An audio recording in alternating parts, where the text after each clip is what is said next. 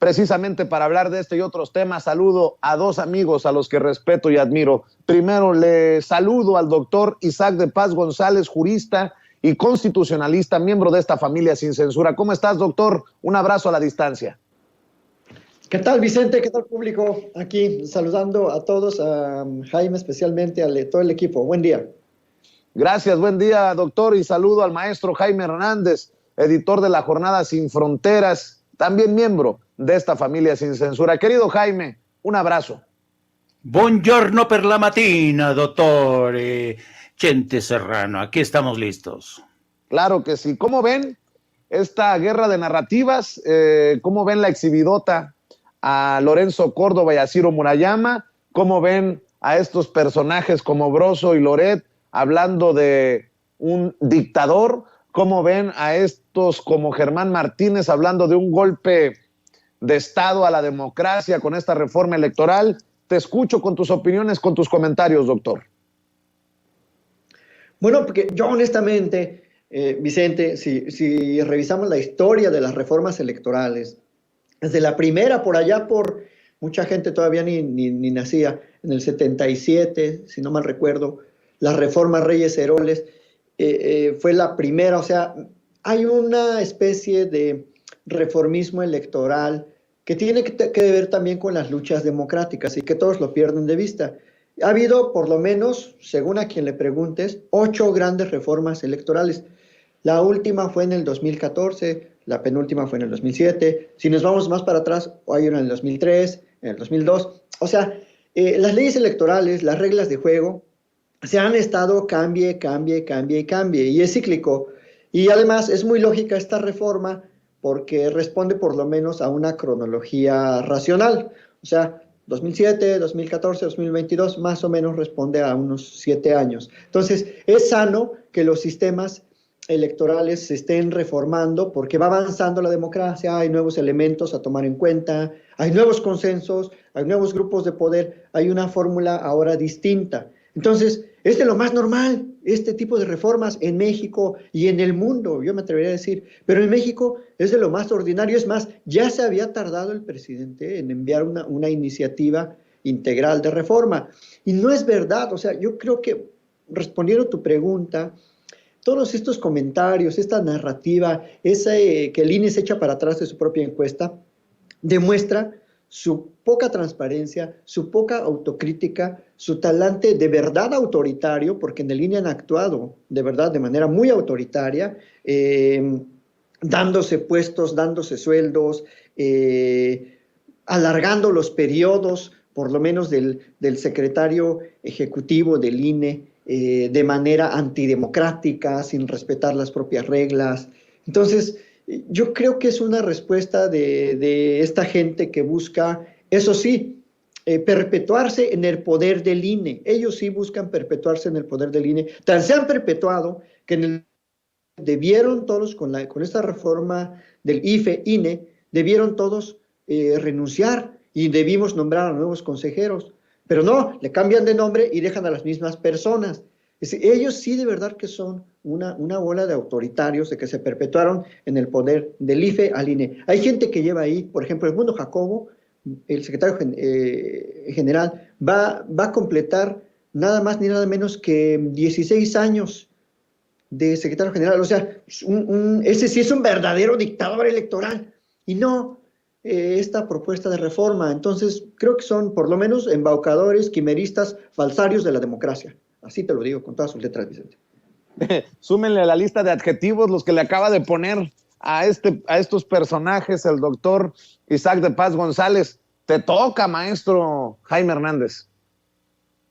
Pues sí, yo creo que a mí lo que me llama mucho la atención de este debate que ha alentado el ala conservadora es interesante porque si lo revisas con un poquito de cuidado, si hacemos un recuento, Vicente, de las propuestas de reforma constitucional que han desfilado a lo largo de los años, resulta ser que hay más de 100 iniciativas presentadas al Congreso.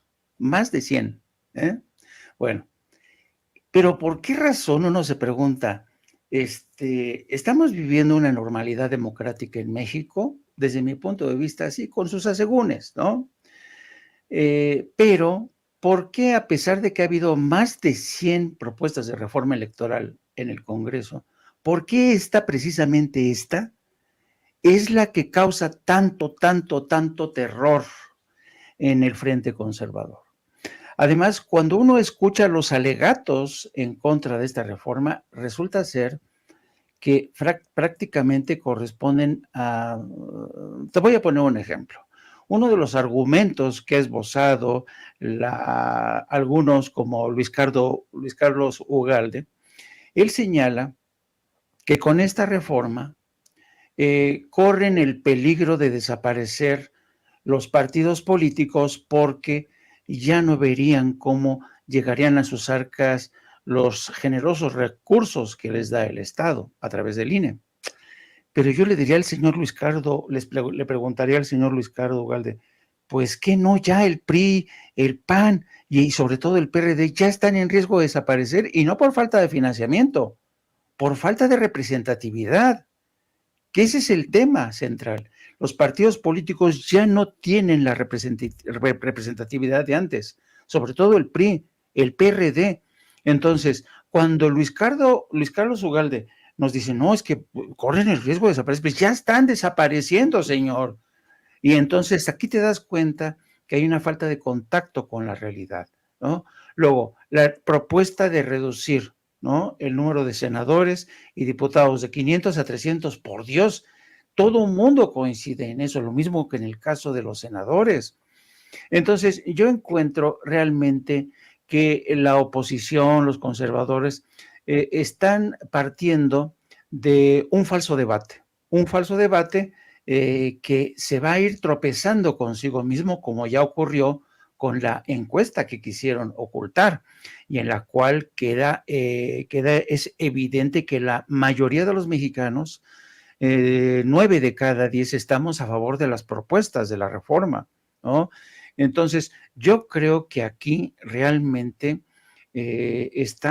van, digamos, contra la opinión de la mayoría, contra esta suerte de consenso que ha empezado a asomar la cabeza en las encuestas.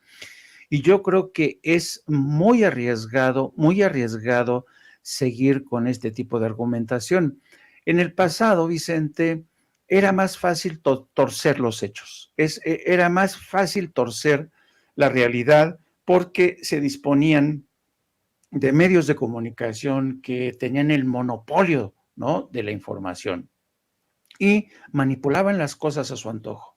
Pero hoy en día es más complicado porque primero hay medios independientes, están las redes sociales, y Claudio X González y el señor Lorenzo Córdoba siguen confiando en que va a ser muy fácil para ellos, con la complicidad de columnistas, periodistas, medios de comunicación corporativos, torcer la realidad.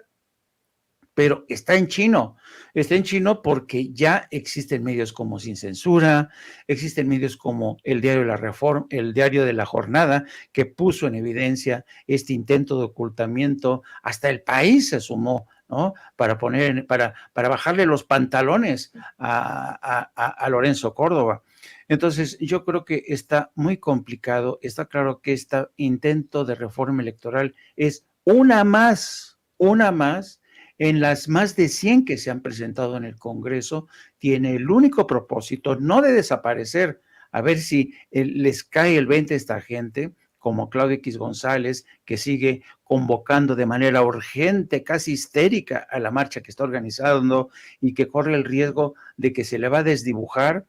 El INE no desaparece, el INE se ajusta a las circunstancias, a la nueva realidad que ha surgido en este México, donde los mexicanos ya no estamos dispuestos a seguir financiando partidos que se han convertido en negocios personales, prácticamente. Y otra de las cosas que dice Luis Carlos Ugalde, que se van a poner en riesgo las coaliciones. Pues que se pongan en riesgo las putas coaliciones, porque las coaliciones también han hecho mucho daño. Ahí está el Partido Verde, que se convierte siempre en el compañero de viaje de quien le pague mejor. Entonces, yo creo que esta es una reforma que es necesaria, ajusta las condiciones, la realidad intrínseca de esa institución a las realidades del México actual y sobre todo a los deseos de los mexicanos que están de acuerdo con seguir con este experimento de perfeccionar la democracia para seguir avanzando en este camino que un día espero, querido Vicente, nos lleve a esa tierra prometida de la normalidad democrática. Quiero decir sobre este tema que hemos tenido acceso al email, al mensaje electrónico que recibió Mario Yergo, el representante de Morena ante el INE por parte del Instituto Nacional Electoral y en respuesta a su oficio. Y dice: Mario Yergo, representante propietario de Morena ante el Consejo General del Instituto Nacional Electoral. Estimado diputado, por este medio me permito hacerle llegar la respuesta que en su momento se emitió al oficio Rep Morena INE-495/2022, que fue remitido a la Coordinación Nacional de Comunicación Social por parte de la Secretaría Ejecutiva. La respuesta se envió por vía SAI el 20 de octubre pasado y por una confusión en el procedimiento por parte de la CNCS, la respuesta se emitió solo a la Secretaría Ejecutiva y no a la representación de Morena. Le ofrecemos una disculpa por el malentendido y esperamos que pueda ser considerada la respuesta que le reenvío en este momento a nombre del Coordinador Nacional de Comunicación Social, Rubén Álvarez Mendiola, y firma la directora de Información, Carla Garduño Morán, en la Coordinación Nacional de Comunicación Social del INE. Bueno, pues también tenemos la respuesta, bueno, la declaración que da Ciro Murayama a través de las cuentas oficiales del INE. Y fíjense nada más lo perversos que son, doctor, querido Jaime. Sondeos que se hacen para evaluar el trabajo de la institución son de consumo interno. No, nada más falta que acusen a Mario Yergo de haberlo publicado cuando era para consumo interno. Y esto se lo dijo a Sergio Sarmiento y a Lupita Juárez en el Heraldo Radio en entrevista Ciro Murayama. Están para llorar estos grandes demócratas de México. Otra vueltecita, mi querido doctor. Sí, la verdad es que demuestra ahí esos que siempre defienden la transparencia y la rendición de cuentas y que la transparencia es casi pues el último paladín de la democracia, pues ahí demuestra que no son nada transparentes. Y esa visión como empresarial que tienen, como diciendo, esto es nuestro, esto es del INE, el INE es nuestro, nadie lo toque, el INE es de este grupo de poder que le tocó esta transformación del IFE y nadie se atreva a cuestionar lo que hacemos en el INE. Y por eso están manejando toda su estrategia mediática, publicitaria, y creo que lo que deberían de hacer es acudir a los foros del Parlamento abierto, ofrecer sus argumentos, su contrapropuesta, porque en realidad, como dice Jaime, o sea, los partidos pueden desaparecer por muchas razones y partidos han ido y han venido en los últimos 30 años en México, de todos los colores y sabores que querramos. Entonces, y eso corresponde pues a un desarrollo natural de las fuerzas políticas y de las simpatías políticas. Ahora, si el PRI desaparece, pues favor que le va a hacer al país, o si el PAN, o si el Verde, y todos los otros que han desaparecido. El mismo partido de la maestra Gordillo, o sea, desapareció. Y eso no quiere decir que desaparezcan las personas que tienen una afinidad política. O sea, los partidos solo son un medio, no son un fin en sí mismos. Y ellos los están haciendo ver y creer que son el fin en sí mismo, los partidos, cuando en realidad el fin es que los partidos y la representatividad política esté a favor de la sociedad, que busque el bien colectivo, que busque la salud pública. Entonces, qué desgracia este tipo de declaraciones que demuestran ese carácter como privatizador de la información en el INE, es decir, que esa información solo es para ellos, que nunca pensaron en hacerla pública, que solo era un sondeo para para que ellos tengan esa información. Pues no sé si lo hicieron de su bolsa, no sé si lo hicieron, si lo mandó a hacer Ciro Murayama, como Ciro Murayama, y no como el señor consejero del INE que es, como el servidor público que es, que no se les olvide que todos ellos tienen sueldos públicos y por tanto todo lo que hace el INE está sujeto al escrutinio público y a la información que nosotros queremos conocer y acceder. Pues no se supone que eso es el chiste de la famosa transparencia que tanto defienden. Entonces, bueno, volviendo al punto, pues eso demuestra que no tienen una defensa racional en contra de la propuesta de reforma, que solamente están creando una narrativa oficialista del INE y que ni siquiera están valorando que es hora ya de que se reforme el INE, que esos órganos de tiempo en tiempo se tienen que ir adaptando a la sociedad y no nosotros a ellos, porque son órganos que tienen que tener un beneficio social. Eso ya se les olvidó, o sea, y se le olvida a Ugalde, que siempre ha sido un lastre para la democracia en México, ese tal Luis Carlos Ugalde, el que no pudo dar los resultados en el 2006, que se vendió. Hay traición, no es un verdadero traidor a la democracia, Luis Carlos Ugalde. Todavía tiene la indecencia intelectual de ahí escribir libros y que lo entrevisten como si él hubiera sido un defensor del voto en el 2006. Fue todo lo contrario. Gracias a él, este país padeció a Felipe Calderón. Bueno, a él y a otros más, ¿no? Pero, pues yo creo que los que estamos a favor de una reforma en el INE tenemos que destacar que los rasgos de esa reforma son para favorecer la verdadera ciudadanización del INE, un mejor proceso de nombramientos de los funcionarios y una integración que ya se veía venir, una integración unitaria de las elecciones que ya se veía venir desde el 2014. Muchos OPLES, muchos famosos organismos públicos electorales locales, ya veían venir que iban a desaparecer. O sea, esto tampoco no es nada nuevo. Entonces, ahora, desaparecen ciertas estructuras, pero va a haber una necesidad de organizar elecciones, o sea, no va a haber un despido masivo, yo creo que esa visión apocalíptica es muy lamentable, o sea, yo creo que no debemos abonar a eso, sino a decir que toda institución se tiene que reformar.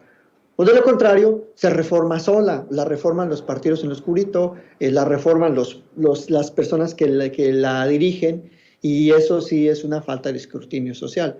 Entonces, pues yo creo que tenemos que dialogar de manera más amplia con esos opositores, pero bueno, ni siquiera quieren dialogar, eso es lo malo, ¿verdad? Entonces, pues hasta aquí yo dejaría este punto de mi participación, Vicente.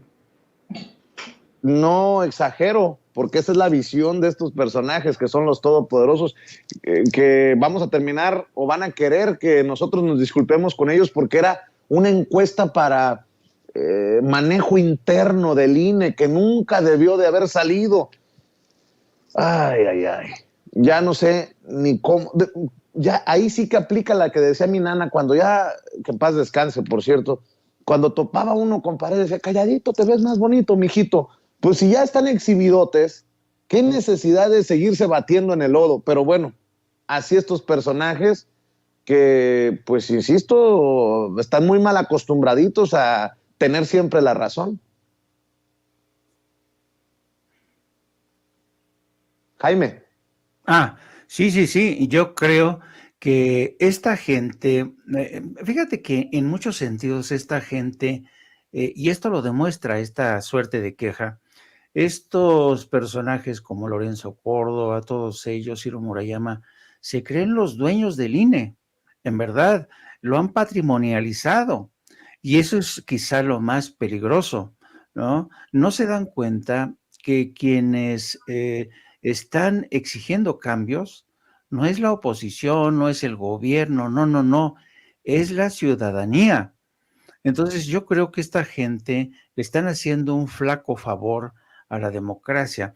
Y a mí me resulta todavía más patético este intento porque si hacemos recuento de todas las tropiezos o los errores que ha cometido Lencho, empecemos por la ideota de Lorenzo Córdoba de pedirle al Consejo Europeo que por favor a través de la Comisión de Venecia le formule recomendaciones, ¿no? Fíjate nada más, la Comisión de Venecia es un organismo, es un ente básicamente que se dedica, está especializado en el tema electoral, pero de los países que integran el Consejo Europeo. No tiene nada que ver con América Latina. México ciertamente es observador de esa comisión, de esa organización, pero hasta ahí. Quienes formulan digamos, estas recomendaciones son personajes que solamente se dieron hicieron una gira, fíjate, de 3 días, 21, 22 y 23 de septiembre pasados. Se entrevistan con quien ellos quieren. Y ya hemos dicho que el gobierno mexicano, al reaccionar a este informe presentado a la medida de los deseos del Lencho, el gobierno de México, a través de la Secretaría de Relaciones Exteriores, dijo: oiga, señores, hubiera sido deseable que ustedes también tomaran en cuenta la opinión de todas las voces que hay en este país, la oposición, ciudadanos, organizaciones, que están a favor de una reforma electoral, pero no, los de la Comisión de Venecia, como le tenían que entregar este producto a Lencho en bandeja de plata, dicen: no, así con este reporte quedamos bien con Lencho, y se acabó. Ese es el primer error que ha cometido Lorenzo Córdoba al solicitar el consejo del Consejo Europeo. O sea, ¿a qué coños tiene que ir a Estrasburgo Lorenzo Córdoba a pedirle las recomendaciones al Consejo Europeo?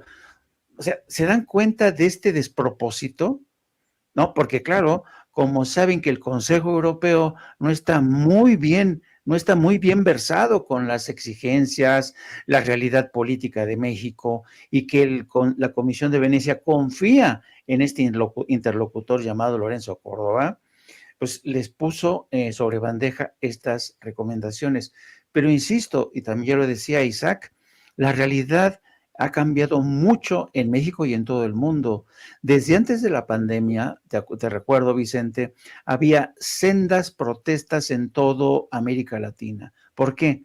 Porque ya no aguantaba la gente, el electorado, los ciudadanos, estas políticas draconianas que impuso el neoliberalismo.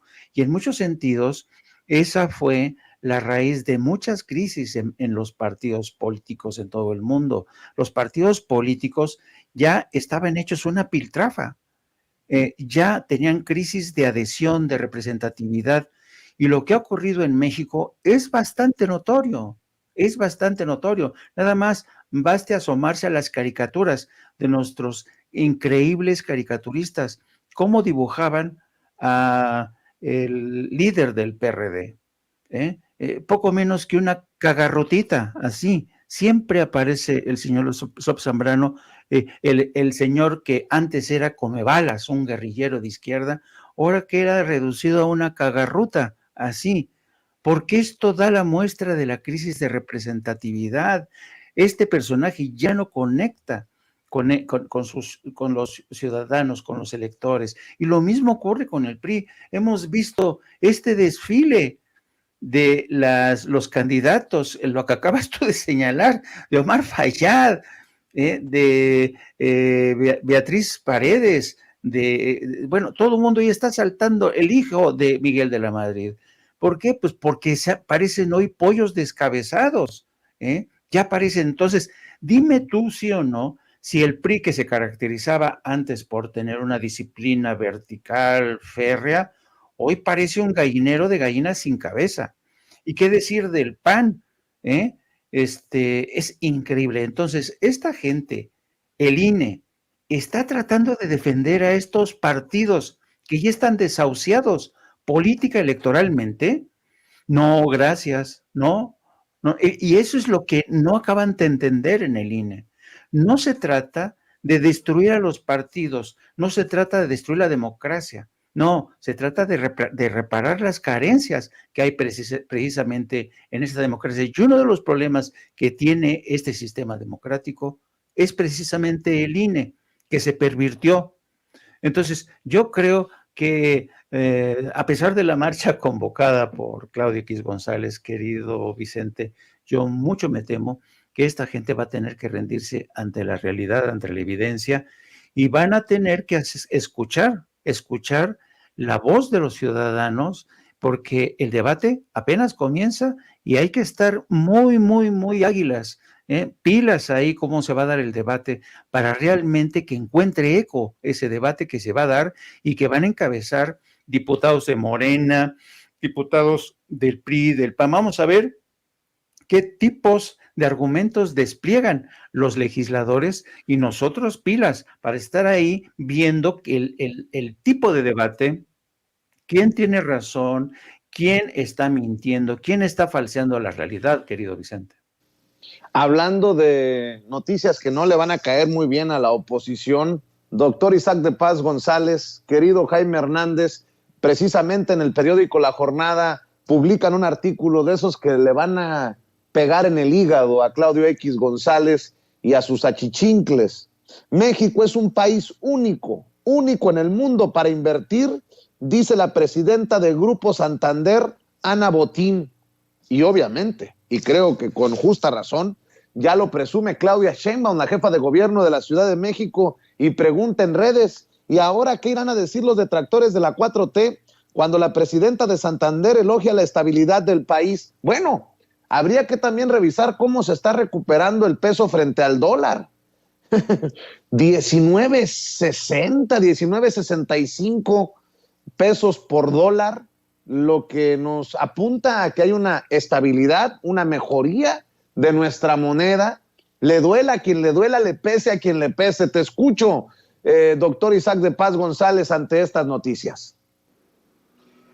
Pues fíjate, querido Vicente, Jaime y público de Sin Censura, que la verdad es uno de los pocos países, México, que ha mantenido una estabilidad cambiaria, una estabilidad comercial, una estabilidad en cuanto a el apoyo a sectores en vulnerabilidad, y eso se debe definitivamente a la política integral del presidente López Obrador, que ha tratado de entregar recursos directos a la gente más pobre en este país y que ha inyectado una gran cantidad de obra pública en regiones en donde no llegaba la obra pública jamás. Entonces, estas inversiones que ha hecho el presidente de gasto público directo, sin intermediarios, pues fue lo que le permitieron al país durante el periodo más álgido de la pandemia, o sea, 2020 y 2021, pues salir adelante, y eso ha mantenido, por lo menos yo que vivo en frontera, no nos podemos quejar que si bien es cierto hay inflación, pudiera ser un escenario peor, un escenario horrible como lo que está pasando en Europa con escasez de alimentos, de combustibles. O sea, yo aquí abro un paréntesis para recomendarle al Consejo de Europa que se ocupe de la democracia en Europa, que se ocupe de lo que está pasando en sus países, en sus ciudades, en sus pueblos, y deje de andar dando lecciones de democracia a nuestros pueblos.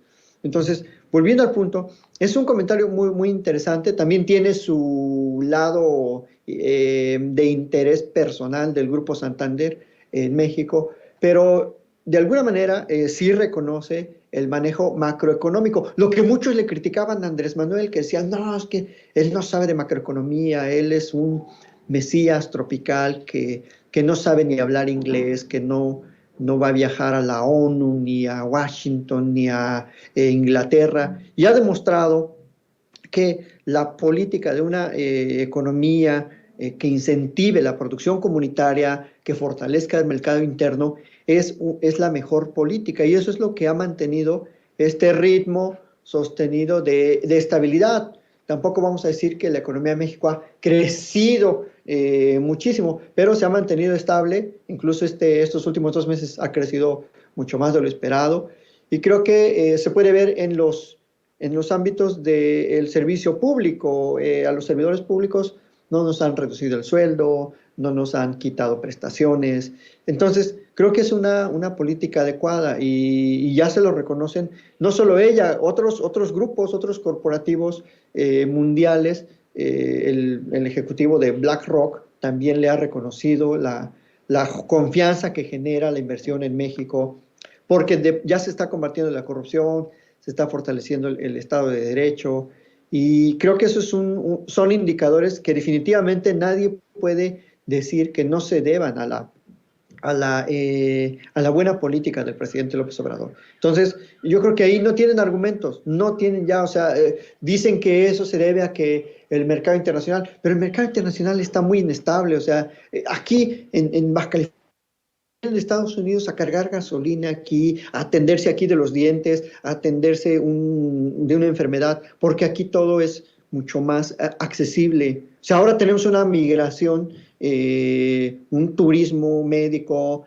o un turismo en todos los sentidos, que viene a México a tener buenos servicios de buena calidad y prefieren los servicios de este país que los de California. Entonces, la verdad es que es gente esa que critica la política económica, que no ignora muchísimo de la economía real, de cómo se mueven el día a día, que la gente por lo menos tiene lo elemental para ir satisfaciendo sus necesidades. Y creo que es una política acertada del presidente y que así va a seguir en el sexenio. Si estuviéramos en otro escenario, no, hombre, yo aquí te lo he dicho sin censura, con un MIT o un que anda prófugo, canalla, pues ya estuviera el dólar, no sé, como en 40 pesos, o por lo menos en 30 y tantos, y la gasolina también en 30 pesos el litro. Entonces, y la deuda pública aumentando, porque lo único que supieron hacer los neoliberales era ir allá a llorar al Banco Mundial, al Fondo Monetario, a pedir una lana. Parecían Aguilar Camino, ay, unos milloncitos, patrón, présteme unos milloncitos, licenciado, adelánteme unos milloncitos, licenciado. O sea, ese es el neoliberalismo, está definido por Aguilar Camino, que, ay, deme un dinerito, o sea, son limosneros de lo más bajo, pero la diferencia es que como gobernantes, pues nos embaucan a todos, ¿no? Embaucan el presupuesto público, como nos embaucó este cínico de Ernesto Zedillo. Entonces, creo que la estabilidad económica va a ser uno de los grandes aportes, entre otros, del presidente López Obrador, Vicente.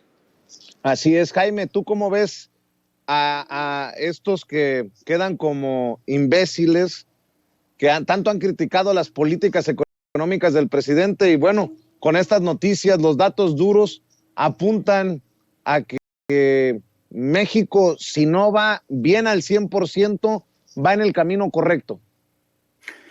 Yo creo que lo que pasa, yo no sé, porque sobre todo, ¿sabes qué? Yo creo que en México ha habido toda una generación de analistas económicos que más que analistas se convierten en correas de transmisión de lo que quiere decir el poder corporativo, la banca, etcétera. Desde mi punto de vista, en México, con muy contadas excepciones, hay realmente analistas económicos serios. Uno de ellos, por ejemplo, Mario Campa, que forma parte de esta familia, pero realmente hay pocos analistas que sean objetivos, puntuales, incisivos y que sobre todo tengan el contexto general.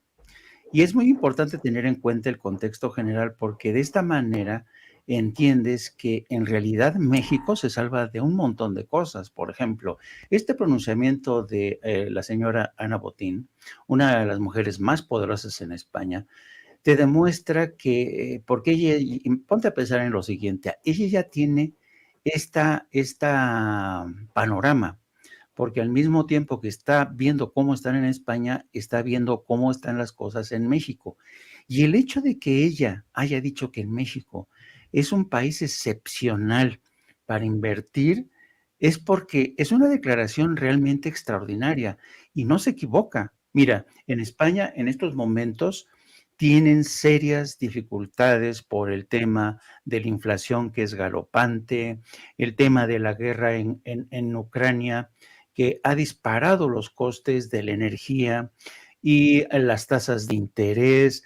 Entonces, fíjate que solamente te voy a poner un ejemplo de cómo, qué tan difíciles están las cosas en España. En España hay un conjunto de empresas que el gobierno español caracteriza o cataloga bajo el rubro de indispensables para España. Y una de esas empresas que resulta que es indispensable para España, ¿sabes cuál es? Se llama el Grupo Prisa, que es el que edita El País. Bueno, ahora mismo el país está en serios problemas, está muy endeudado y están tan endeudados que necesitan necesariamente ampliar el capital. y no ven están buscando qué socios pueden inyectarles una ampliación de capital que ronda los 150 millones de dólares. Y esos 150 millones de dólares los puede aportar el grupo Mediaset que pertenece a Silvio Berlusconi. Pero ¿qué es lo que pasa aquí? Que el gobierno español tiene una ley que dice que no permite que capitales extranjeros inviertan más del 10% en empresas consideradas estratégicas. Y Prisa es una de esas empresas consideradas estratégicas que posee el diario El País y la radio, que es la cadena SER. Pues en estos momentos, el país quiere ampliar el capital por 150 millones de dólares, se lo ha propuesto a Mediaset. El gobierno del señor Pedro Sánchez tendrá que decidir si acepta esta inversión para que sobreviva el país y la cadena SER, o le dice al grupo Prisa, búscame por otro lado, busca por otro lado, porque yo no quiero que el señor Berlusconi, el grupo de Mediaset, se haga con el control de una de las empresas que es estratégica te das cuenta es muy interesante este caso del país en el contexto actual en el que España está defendiendo, está boca arriba, primero porque muchas de las empresas que controlan la energía, Iberdrola, todo eso, pertenecen a capital privado. Y ahí están sufriendo como nunca porque el gobierno socialista desde Felipe González no previeron, y luego con el gobierno popular de José María Aznar no previeron que Iberdrola iba a llegar y se iba a comer todo el mercado. Algo que sí hizo Andrés Manuel López Obrador, dice, no van a pasar más, no voy a permitir que ustedes le truenen los dedos luego al gobierno, a mi gobierno, como están haciendo con el gobierno de Pedro Sánchez. Iberdrola los truenan los dedos al gobierno de Sánchez y no le queda más remedio que al gobierno decretar que los ciudadanos, pueden planchar en la noche, para así no, porque es las tarifas más bajas, ¿no? Pero ahora les toca defender al diario El País y a la cadena de Radio SER, porque estos medios han endeudado, se les han multiplicado los costes de producción por el alza de las tarifas, sobre todo energéticas. Así es que te das cuenta por qué Ana Botín, cuando mira hacia México y dice, este es un país que es increíble, hay que invertir ahorita en país. ¿Por qué? Porque tenemos más estabilidad. Tenemos un Estado que se ha convertido en un formidable regulador de la economía. Yo sé que a los conservas no les gusta esta palabra de regulador, pero ¿qué ocurriría, Vicente, que no tuviéramos a este Estado defendiendo el interés de las mayorías, de los desplazados, de los jodidos? Realmente nos encontraríamos en una situación tremendamente jodida. Entonces, yo creo que es fascinante estas palabras, cuando uno revisa estas palabras de Ana Botín, en toda su extensión, a través de empresas claves, los problemas que están teniendo en España, la forma en que los españoles ven ahora a México como tabla de salvación, es fascinante, pero esto no te lo van a decir los analistas económicos que siempre han defendido en México al poder corporativo de las empresas y de la banca. Y si me permiten, para cerrar, si tenemos tiempo, yo sé que todos andan ocupados con agenda apretada, pero el tema de Cuba y el bloqueo que se mantiene con el voto en contra de la resolución en la Asamblea General de la ONU, nuevamente de Israel y de Estados Unidos, y 2 abstenciones, Estados Unidos haciendo válido su voto de veto, y bueno, a pesar de lo que ya había publicado el propio vocero de Presidencia, Jesús Ramírez Cuevas, dice, nadie tiene derecho a bloquear a ningún país, dijo el presidente López Obrador, es una violación a los derechos humanos, no es posible que si hay diferencias políticas o ideológicas se castigue a la gente. El presidente hoy en la mañana expresó su esperanza de que en la ONU la mayoría votara en quitar el bloqueo a Cuba y que Estados Unidos no vetara la resolución, cosa que no ocurrió. Estados Unidos veta la resolución, vota en contra junto con Israel, y se mantiene esta triste historia del bloqueo de Estados Unidos contra Cuba. Tus comentarios, tus opiniones, doctor Isaac de Paz González, para cerrar.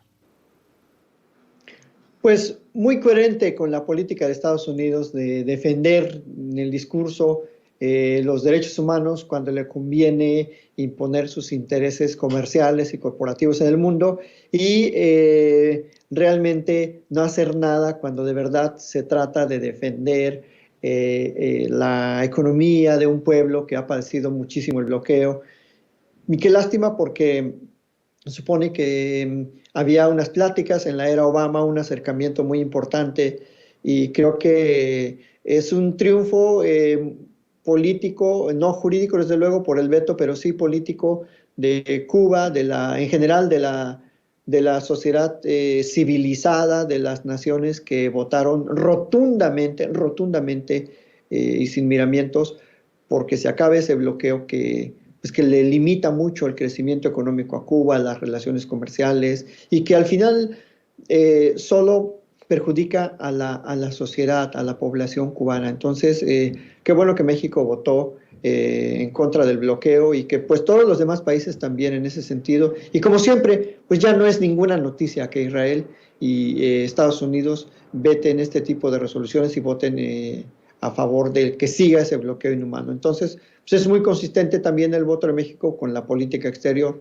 que marca la Constitución, la autodeterminación de los pueblos, la no intervención, la solidaridad internacional. Entonces, no tiene nada que ver con izquierdas y derechas, simplemente es desde mi punto de vista, es una concepción muy humana, que además está desde la Carta de las Naciones Unidas, está en el pacto que firman en el todos los países que se adhirieron a la Organización de las Naciones Unidas y que tampoco no es algo inventado per se por México, es simplemente un valor internacional que debemos como pueblos, hermanarnos y solidarizarnos en el progreso y en la búsqueda de la paz. Así que, pues bien por Cuba, porque es un rotundo éxito, simbólicamente hablando, desde luego, y qué lástima que otra vez se perdió una oportunidad para que se terminara el bloqueo.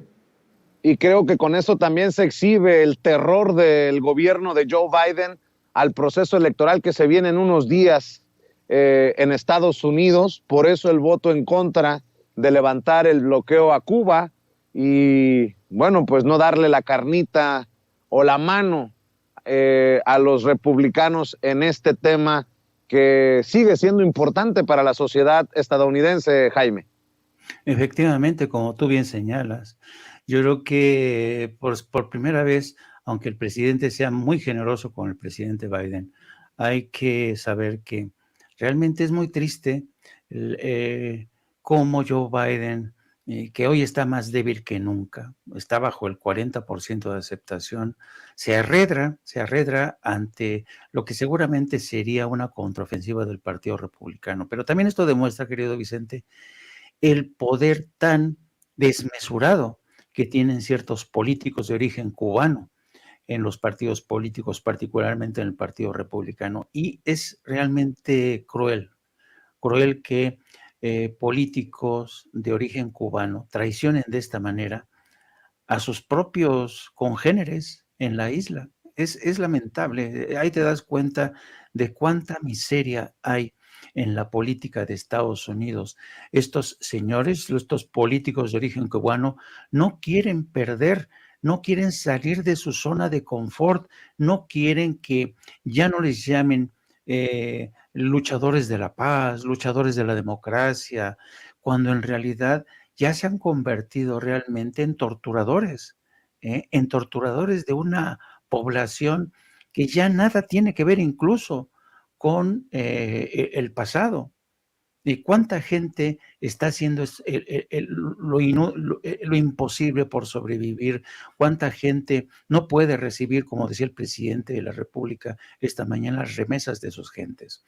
Pero yo creo que también Joe Biden, a mí me hubiera gustado que realmente Joe Biden se diera cuenta de lo que ya sabía perfectamente Barack Obama.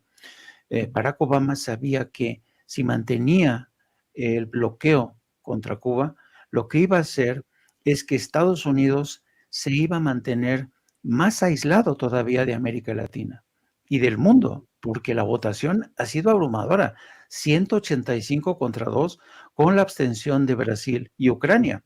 Entonces, aquí quien está aislado del mundo no es Cuba. Cuba cuenta con la solidaridad de países como México y sobre todo ahora que el hemisferio ha dado un giro a la izquierda. Cuba va a contar con la solidaridad de todos los latinoamericanos, mientras Estados Unidos se aísla a sí mismo y se enquista en una política completamente desfasada de la época de la Guerra Fría, que ya no tiene razón de ser.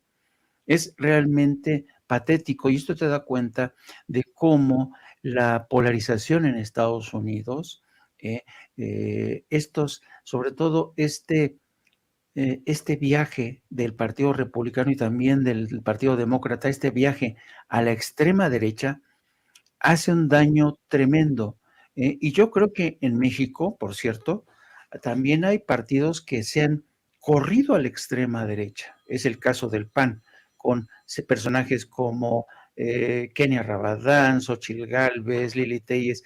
Y esta gente que se ha corrido hasta la extrema derecha en partidos en México, no se dan cuenta que al correrse hasta los extremos, el problema luego va a ser que van a tener muchas dificultades para regresar al centro y a la moderación para ser considerados como interlocutores válidos en un proceso de perfeccionamiento de la democracia. Eso es lo que ha pasado en Estados Unidos con estos personajes que insisten en presentar a Cuba como el gran enemigo, ¿no? Un enemigo que lo tienen ahí muerto de hambre, aislado, con bloqueos. Es impresionante y a pesar de ello, Cuba ha mantenido esta dignidad contra viento y marea, contra las tormentas que le dan, los huracanes que les han caído encima, y tienen la mano de México, tienen la mano de América Latina. Y yo sospecho que esta insistencia de Estados Unidos de seguir manteniendo a Cuba en el sótano se va a revertir en contra de ellos, porque yo te apuesto, Vicente, que América Latina no va a abandonar a Cuba. Nunca América Latina ha abandonado a Cuba y nunca la va a abandonar. Así es que aquí quien va a salir perdiendo, mucho me temo, es Estados Unidos. Y lástima que el presidente Biden no haya tenido este sentido que tienen que tener los estadistas. Hubiera sido preferible que Joe Biden, que tiene muy difícil mantener el poder, por lo menos va a perder, se vaticina, las dos cámaras. De nada va a servir esta insistencia en bloquear a Cuba. Yo creo que hubiera sido mejor que Estados Unidos prefiriera perder estas elecciones, eliminar el bloqueo de una vez por todas, porque de esta manera Joe Biden pasaría a la historia como un gran estadista y no como un presidente, ¿sabes?, pusilánime, que ha preferido sucumbir a las presiones de los más extremistas en el seno del Partido Republicano y el Partido Demócrata. Pues mi querido Jaime, cerremos invitando a la gente a tus trincheras, maestro. Te mando un abrazo y gracias por tu compromiso con la audiencia de Sin Censura. Muchas gracias. El agradecido soy yo, querido Vicente, por darme acceso a tu espacio, que es uno de los más vistos, y te agradezco infinitamente por tu generosidad. Una generosidad que es propia precisamente de los no pusilánimes, de la gente que realmente tiene un sentido bastante claro de lo que es el futuro y lo que es la historia. Te agradezco mucho esta preferencia y les pido a la gente que por favor nos acompañen, se sumen a nuestro proyecto también de No Apto para Cínicos. Empezamos a transmitir a partir de las 14 horas y también les pido que nos sigan a través de nuestras cuentas en redes sociales, a través de mi cuenta de Twitter, @Jaime Journo, y también a través de la sección de La Jornada Sin Fronteras de nuestro gran periódico La Jornada. Don Vicente, don Isaac, le mando un abrazo a los dos. Gracias, maestro Jaime. Doctor, también hay que invitar a la gente para que te apoye a ti, para que te siga en tus espacios. Claro que sí, Vicente, muchas gracias, y gracias a Jaime. Saludos a toda la audiencia, al público y al equipo de Sin Censura. Que me sigan en @Isaac de Paz en Twitter, Vicente. Muchas gracias. Frontera, tu abrazo y hasta la capital para Jaime. Gracias por acompañarnos, el maestro Jaime Hernández y el doctor Isaac de Paz González, hablando con nosotros sin censura.